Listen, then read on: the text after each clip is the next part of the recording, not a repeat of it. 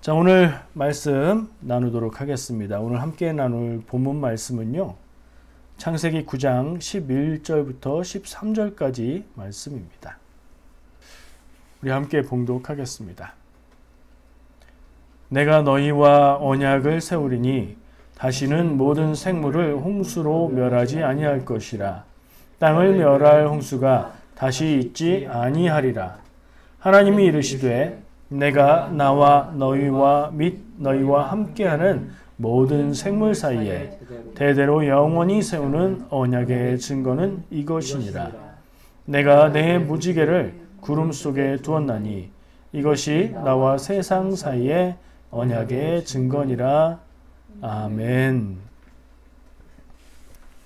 창세기를 읽다 보면 새롭기도 하고 혹은 익숙하기도 하고 때로는 흥미롭고 재밌는 그런 내용들을 보게 돼요.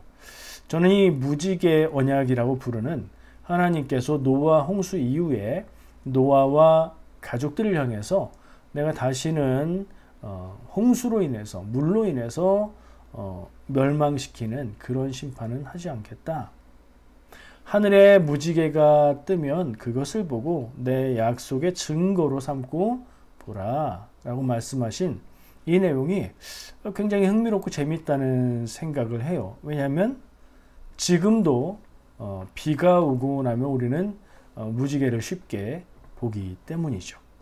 여러분, 무지개 볼 때마다 성경 말씀에서 읽었던 다시는 홍수로 세상을 멸하지 않겠다 하신 하나님의 약속이 떠오르시나요? 오늘 말씀 이후로는 모두 그 기억을 좀 하면 좋을 것 같습니다. 자, 오늘 말씀은 아까 이야기했듯이 노아 홍수 이후에, 그러니까 대홍수 이후에 노아와 가족들에게 하나님이 주신 말씀인데, 그 중에 11절 말씀을 보니까 언약을 세우겠다. 하나님이 이렇게 말씀하시죠. 약속이란 얘기예요. 내가 너희에게 약속을 준다. 그 얘기죠. 그리고 그게 내용이 뭐예요? 결국에 무지개. 무지개는 다시 이 땅을 물로 멸망시키지 않겠다는 약속의 표시. 마지막에 보니까 이거를 다시 한번 강조하시는데 13절에서는 언약의 증거다. 이 무지개가 바로 내가 약속한 증거다. 그러니 이걸 볼 때마다 믿고 안심해라 라고 말씀을 해주시는 것으로 하나님의 목소리를 듣게 됩니다. 무슨 뜻일까? 이런 생각을 해보게 돼요. 무슨 뜻이긴요? 그냥 우리가 무지개를 볼 때마다 홍수로 온 세상이 멸망하고 죽게 되는 일은 없다는 하나님의 약속인 거죠? 그렇죠. 그렇지만 이 말씀에 어떤 의미를 담고 있는 것인가 더 이야기해보면 하나님은 이 말씀을 해주시면서 하나님의 어떤 마음을 담아서 이 말씀을 주고 계신가 하는 생각을 해보게 됩니다. 여러분은 이 말씀을 읽고 기억할 때 어떤 하나님의 마음이 느껴지십니까? 요약해서 한마디로 얘기하자면 두려움과 불안함에 대해서 걱정하지 말라는 하나님의 말씀인 거지요. 그것은 결국에 두려움과 불안함에 대한 위로가 되는 말씀인 거고요. 우리나라 속담에 이런 상황하고 비슷한 말이 있어요. 뭘까요? 놀란다 이런 얘기인데요. 자라보고 놀란 가슴 소뚜껑 보고 놀란다 이런 속담이 있어요. 굉장히 놀랍고 깜짝 놀라는 무서운 일을 경험을 했다면 그거하고 조금이라도 비슷한 것만 봐도 그 생각이 떠오르면서 두렵고 놀라게 된다. 사람이 그렇다. 그런 얘기인 거죠. 그러니 어려운 일을 겪고 트라우마를 가진 사람이 무엇인가 불안해하고 두려워하는 것에 대해서 이해하고 배려해야 된다. 이런 생각을 담고 있는 말일 거예요. 제가요, 교통사고가 난 적이 있었습니다. 몇 번 되긴 하는데 그 중에 제가 운전석이 아니라 조수석에 탔었고요. 그리고 정말 명확하고 또렷하게 사고 날 때 사고 나는 장면이 안 보이는 경우도 있잖아요. 뒤에서 부딪힌다거나 옆에서 부딪히면 잘 모를 수 있죠. 제가 운전석에 앉았었고 사고가 나는 장면을 슬로우 모션 보듯이 마치 영화의 한 장면처럼 또렷하게 봤던 기억이 있어요. 꽤 오래된 일인데 교육전도사를 할 때의 일이었고 교회 수련회를 다녀오다가 학생들이 탄 승합차가 앞에 갔고 저는 한 권사님의 승용차를 타고 뒤에서 따라가고 있었는데요. 어떤 다른 차가, 그러니까 어두운 비 오는 저녁이었는데 우리는 큰 길을 가고 있었고 아마도 시골길에서 이 논둑을 지나서 논둑이라고 하기에는 넓은 길이었겠네요. 차가 달려 나왔으니까요. 그러나 좁은 길에서 차가 하나 빠르게 튀어나와서 앞에 가고 있었던 학생들이 탄 차를 부딪혔어요. 그리고 그 차는 뒤집혔습니다.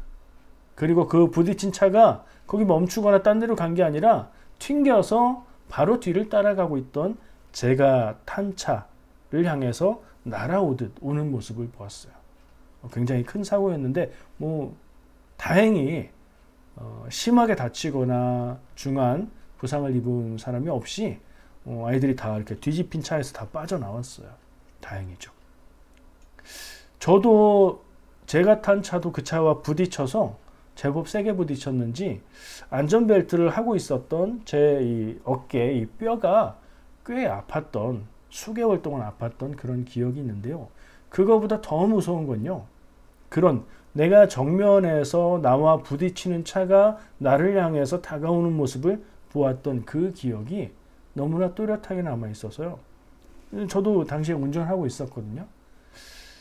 바로 운전을 하는데 정면 방향에서 오는 차들, 그러니까 저하고 반대에서 저를 향해 오는 차들이죠.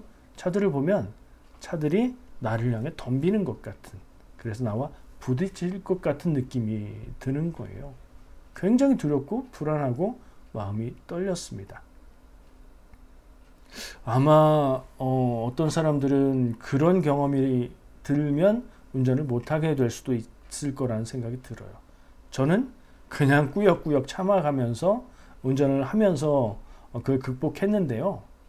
약 3개월 정도 앞에서 나를 향해 가까이 오는 차들을 보면 덤벼서 나를 들이받는 것 같은 느낌이 3개월 정도 계속 가더라고요. 여러 가지 설명을 할 수 있겠지만 저에게는 그게 큰 기억으로 남아서 오늘 말씀의 배경과 비슷하게 겹치는 경험이었던 것 같아요. 또 한 가지 비슷한 느낌을 받는 경험이 있었는데요. 원주민 선교 사역을 할 때 일이었어요. 여름 사역을 통해서 VBS 어린이 성경 캠프를 하고 원주민 아이들이 왔죠. 원주민 아이들은 굉장히 순수하고 맑고 까불고 말을 안 들어요. 정말 말을 안 듣습니다. 하고 싶은 대로 하고, 물론 잘하는 아이들도 있는데요. 남자아이 한 명이 기억에 나요. 말을 안 듣고요. 뭘 한다고 하면 도망가고 딴짓을 하고, 근데 가진 않아요. 우리 주변에 항상 있고 손이 닿을 만한 곳에서 딴짓하고 방해하고 하자고 하면 안 하고 그랬어요. 그렇게 하루 종일 까불던 아이가 순서가 끝나고 집에 갈 시간이 됐는데 몇몇 아이들은 다 집에 갔고 가라니까 또 안 가고 있는 거예요. 그 장소에. 근데 그때 날씨가 갑자기 변해서 먹구름이 아주 진하게 끼고 날씨가 좋았었거든요. 그렇게 번개가 치고 천둥 소리가 크게 나고 폭우가 쏟아졌습니다. 갑자기 그게 변했어요. 아시잖아요, 이곳 날씨가 어떤지. 그랬더니 그 하루 종일 말 안 듣고 가라고 해도 안 가고 있던 그 녀석이 덩치가 막 산만했거든요. 펑펑 울면서 어린아이처럼 애기처럼 펑펑 울면서 제 귀에 영어 문장이 그렇게 또렷하게 들렸던 적이 있나 싶게 얘가 명확하게 이렇게 말했어요. I don't wanna die. 죽고 싶지 않다는 거예요. 그렇게 말 안 듣고 그렇게 지가 어른인 것처럼 하던 그 녀석이 그 갑자기 변한 날씨와 천둥 치는 속에서 얘가 무슨 경험이 있었길래 이런 모습에 이렇게 반응할까 하는 생각이 들 정도로 정말 두려움에 떨면서 말 안 듣던 청년들, 교사들에게 안겨서 그 시간을 지냈던 기억이 납니다. 글쎄요. 그 아이는 뭐가 그렇게 두렵고 불안했을까요? 여러분은 그런 경험이 있으십니까? 정말 너무 불안하고 두려워서 어디 고개를 파묻고 울고 싶었던 그런 기억이요. 있을 수 있어요. 어른이 돼도 감정적으로나 어떤 아픔의 상처가 건드려진다면 그런 느낌을 느낄 수 있다는 생각을 해봅니다. 홍수를 겪고 난 노아와 그의 가족들을 한번 생각해 보려는 뜻에서 이런 예들을 한번 들어봤어요. 홍수의 기간이 얼마나 됐을까요? 명확하게 나오진 않습니다. 그리고 헤아리는 방법에 따라서 수개월 혹은 1년 이 정도의 기간이라고들 이야기합니다.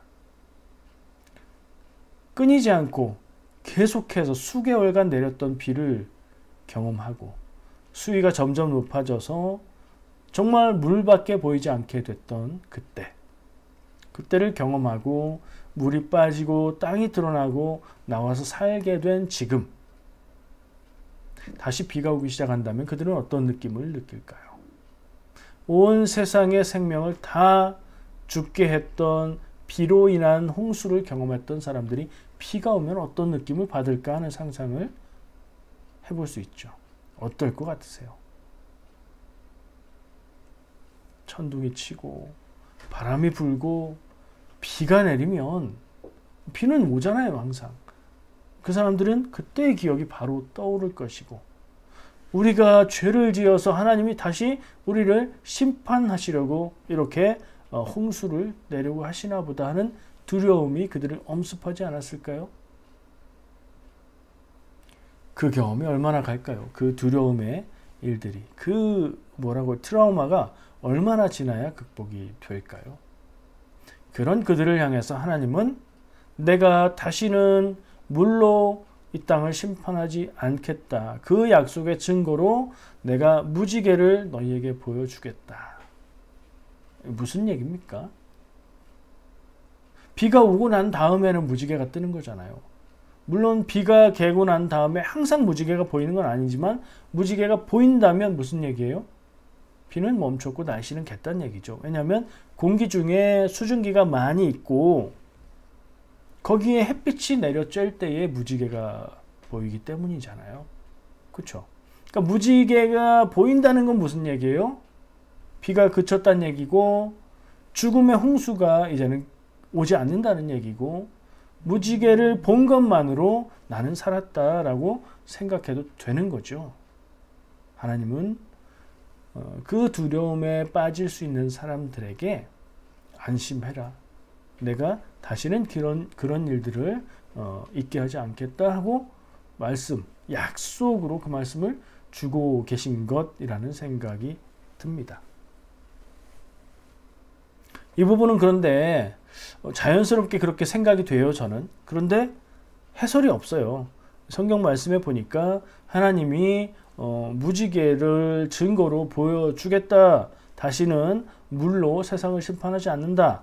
요 말씀만 해주셨지 그걸 왜 보여주신다, 누구에게 상처를 극복하라고, 두려움을 극복하라고 주시는 거다, 이런 설명은 없죠. 없으니까 그렇게 이해하고 해석하는 것은 상상력을 동원하고 한번 생각해 보는 데서 나오는 거예요. 해석이죠. 그래서 어떤 사람은 또 다르게 생각할 수도 있습니다만 저는 여러 가지로 생각해 볼 때 자연스러운 생각인 것 같아요.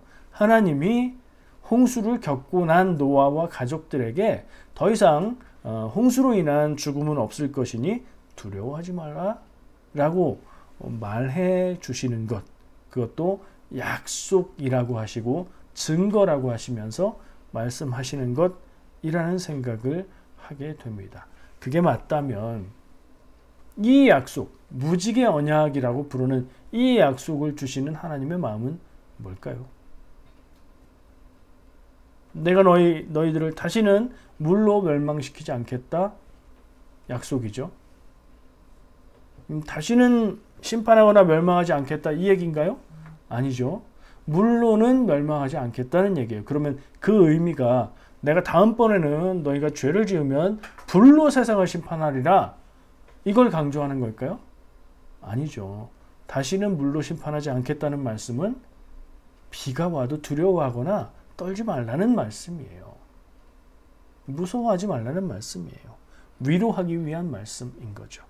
저는 이 하나님의 말씀을 보면서 굉장히 마음의 상처와 두려움을 가지고 있을 연약한 존재인 사람들, 그 작은 마음들까지도 깊이 헤아리시고 위로하시는 하나님의 따뜻한 마음을 느낍니다. 퀴즈 하나 내볼게요. 한번 생각해 보세요. 그러면 이 내용을 생각해 볼 때 무지개는 이 하나님의 약속 이전에 창조 때부터 요 홍수 이후 요 사이에 그 옛날부터 있었던 것일까요? 아니면 요 때 하나님이 창조하신 만드신 것일까요? 어떤 분들은 무지개가 없었는데 이때 하나님이 만드신 현상이라고 설명하기도 하고요.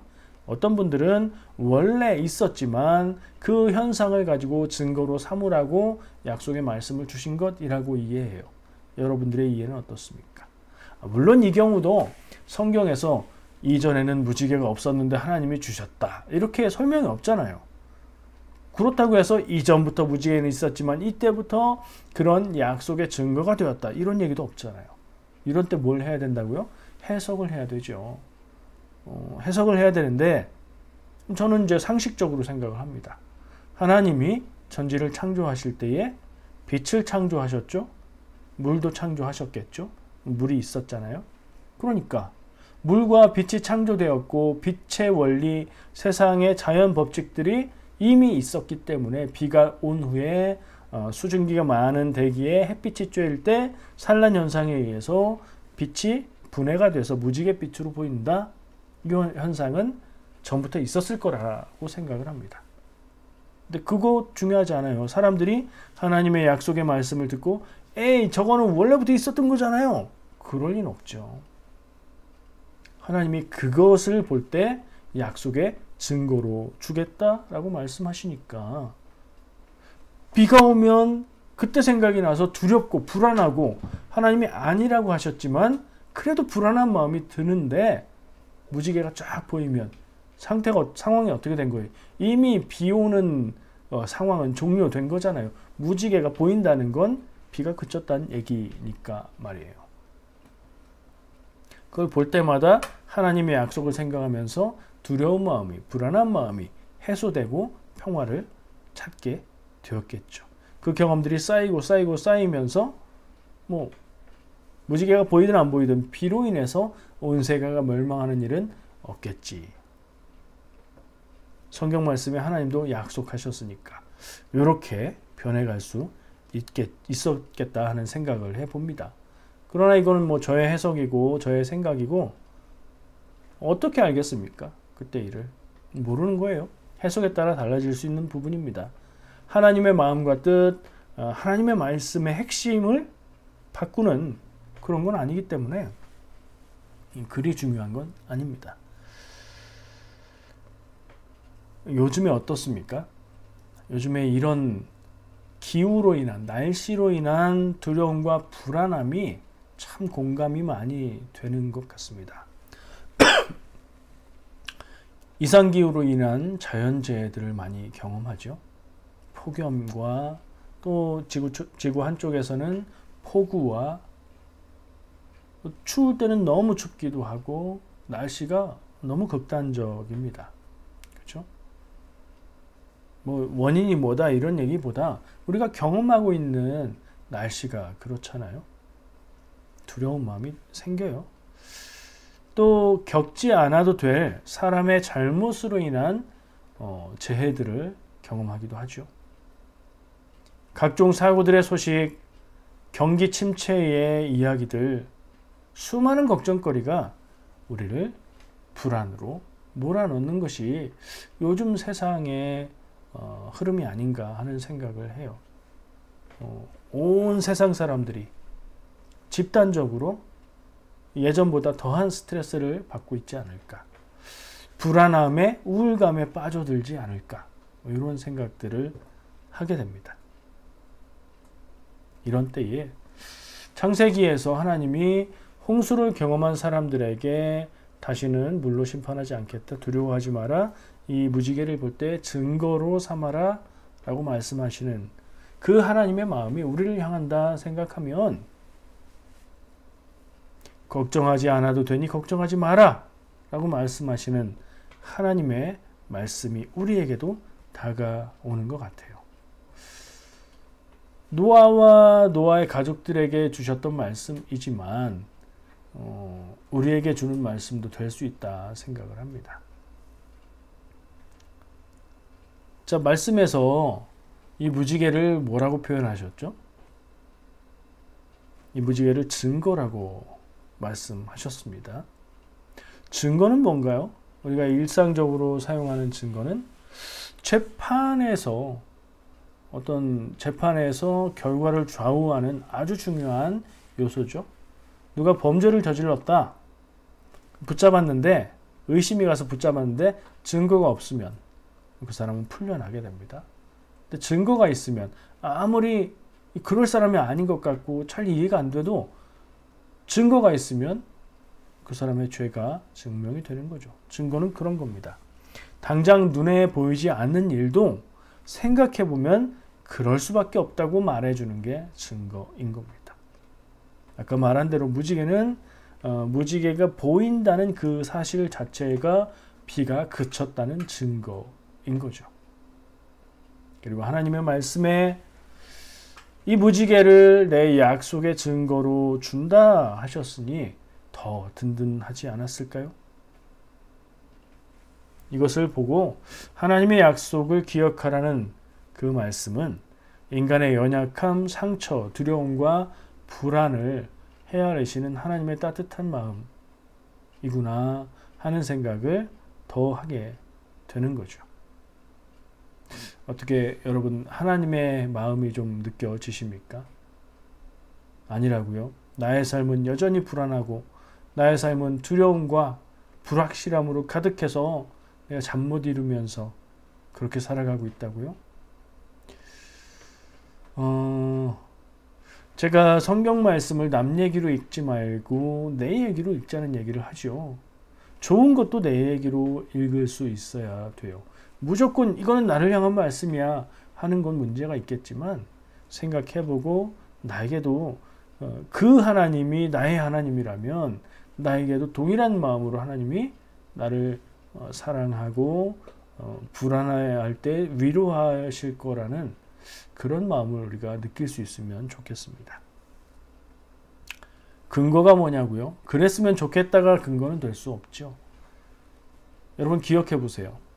성경 말씀에 두려워하지 마라, 놀라지 마라, 내가 너와 함께 하겠다 이런 말씀 어디에 나와요? 거의 다 나와요. 거의 모든 성경에 이 말씀을 전하고 있습니다.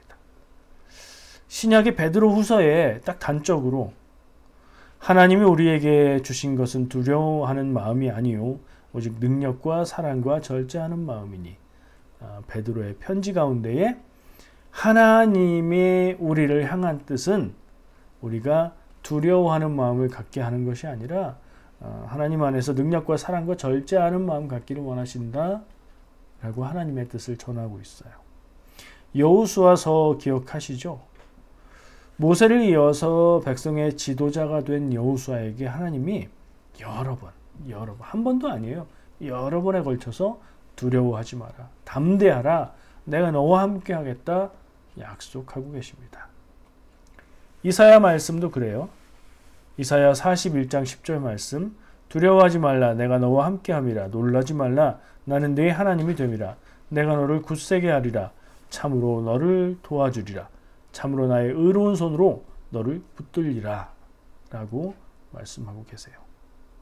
성경 전체에 고르게 두려워하지 말라고 말씀하시고요.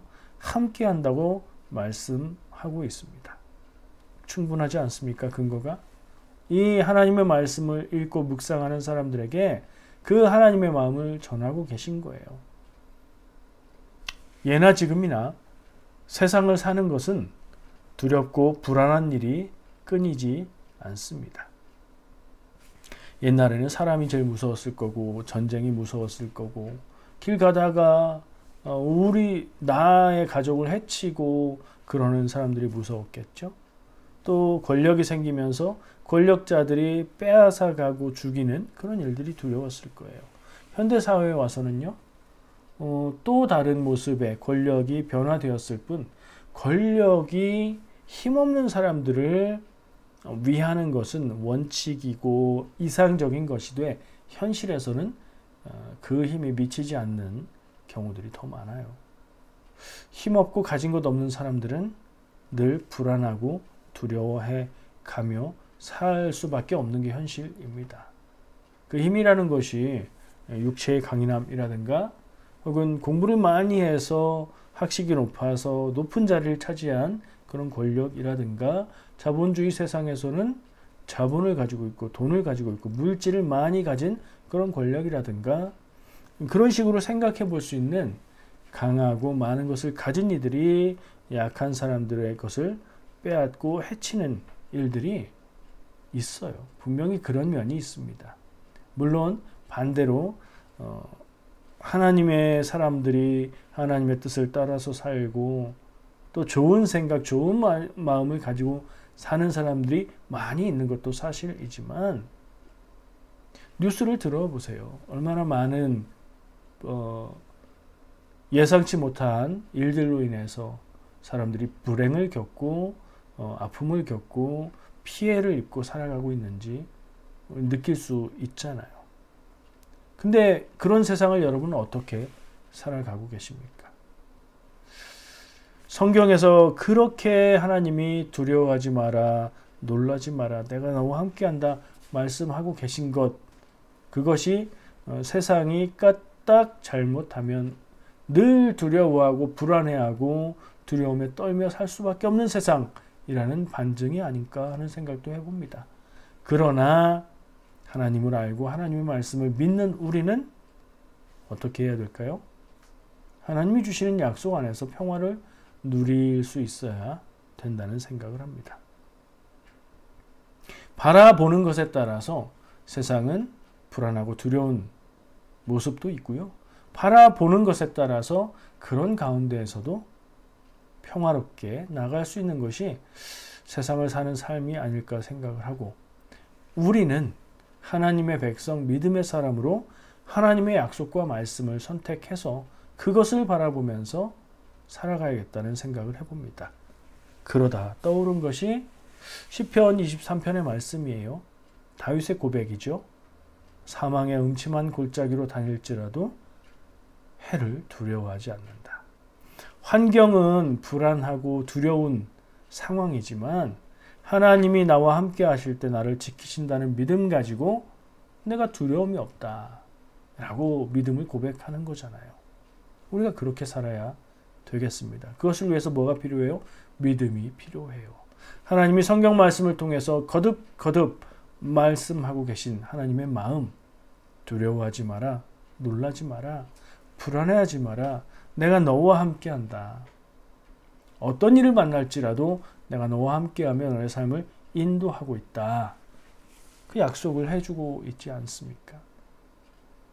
많은 일들을 만나고 경험했지만 잘 살고 있는 나의 모습이 그 증거 아니겠습니까? 시편 127편 말씀에 이런 말씀이 나옵니다. 여호와께서 집을 세우지 아니하시면 세우는 자의 수고가 헛되며 여호와께서 성을 지키지 아니하시면 파수꾼의 깨어있음이 헛되도다. 너희가 일찍 일어나고 늦게 누우며 수고의 떡을 먹음이 헛되도다.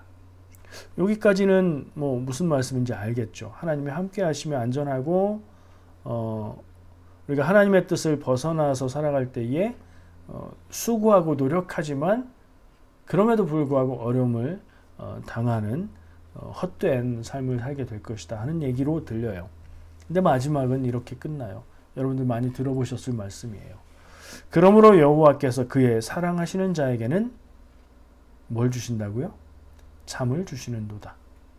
이 처음 읽을 때는 되게 생뚱맞게 느껴져요. 하나님이 지켜주시지 않으면 수고하고 노력하고 애써도 그게 헛되게 될 수 있는 게 세상의 삶이다. 그런데 하나님이 사랑하시는 자에게 잠을 주신다. 무슨 얘기인가 싶죠? 걱정이 많고 불안하고 괴로움 가운데 있으면 잠이 잘 오나요? 안 와요. 뭐 사람마다 체질마다 다를 수 있지만 같은 사람이 걱정 가운데 있으면 더 잠이 안 오죠. 근데 같은 사람이 마음이 평안하면 더 잠이 잘 오겠죠. 정말 잠자는 거에 대한 얘기일 수 있지만 그 잠이란 것은 마음의 평화를 상징하는 것이 아닌가 생각을 해요. 일하고 노력하고 수고해도 헛되게 돌아가는 게 다반사인 세상의 삶인데 그런 삶 가운데에서도 하나님이 함께 하시고 그 하나님이 주시는 말씀과 약속을 믿고 평화를 누린다면 우리는 평안히 잠을 잘 수 있다. 그런 얘기인 거죠. 불면증이 있으시면 이 말씀을 생각하고 의지할 것이로되 병원에 진단을 받으셔서 약의 도움도 같이 받으시는 게 효과가 있을 거예요. 말씀만 가지고 내가 믿음이 없어서 잠을 못 자 이러지 마세요. 몸에서 오는 증상들은 약을 통해서 해결할 수 있어요. 무슨 얘기인지 아시겠죠? 여러분 혹시 잠 못 이루는 밤이 많으십니까? 그런 때가 있죠. 잠이 잘 오십니까? 자도 부족하고 그럴 수도 있죠. 적절하게 자고 나서 행복감을 느끼고 저녁 때가 되면 평안하게 스르르 잠들 수 있는 사랑하셔서 하나님의 사랑 안에서 잠을 누리는 그런 삶을 사시기를 축복합니다.